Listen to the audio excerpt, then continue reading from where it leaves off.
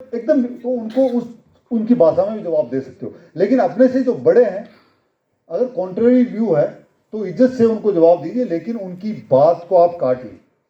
Narrative आप पैदा करते हैं, न्यूज़ अब आपके हाथ में, कौन सी न्यूज़ टीवी में चलेगी वो आपके हाथ में।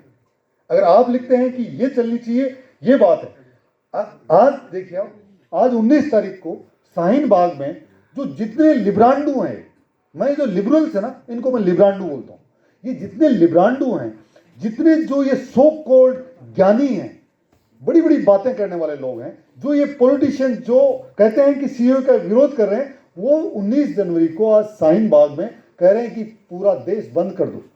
और हम ये कह रहे हैं कि 19 जनवरी का दिन इसलिए याद रखना चाहिए कि इस दिन हमारे कश्मीरी भाइयों को वहां से रातों रात कत्ले आम करके भगाया गया था।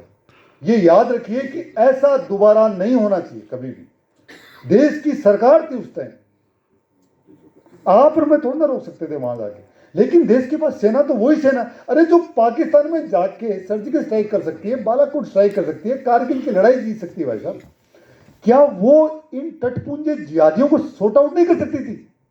आप बताओ, कर सकती थी, अब फिर क्यों नहीं किया? इसका मतलब है कि ये सरकार की पॉलिसी थी, ये उस समय की सरकार की पॉलिसी थी।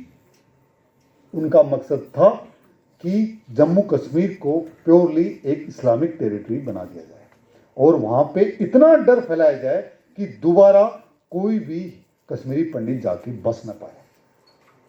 लेकिन अब वो नहीं होने देंगे।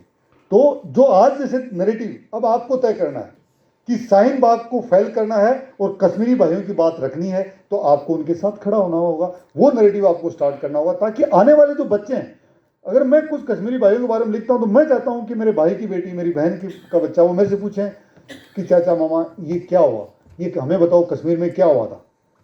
कम से कम वो पूछें, तब मैं बताऊं कि ऐसा ऐसा हुआ था, तो उनको मालूम चलेगा, वो अपने दोस्तों को बताएंगे कि ऐसा नहीं होना चाहिए, हमें उनके साथ खड़ा होना है। सरकार के ऊपर प्रेशर, अगर हम भारतीय जनता पार्टी के, इसका मतलब ये नहीं कि नरेंद्र मोदी जी की सरकार की हर बात आंख बंद करके मानेंगे। नो, आप उनको चाहते हैं, वो बात अलग है, आप उनकी इज्जत करते हैं, उनकी नीतियों की इज्जत करते हैं, लेकिन अगर कुछ गलत हो रहा है तो आवाज कौन उठाएगा?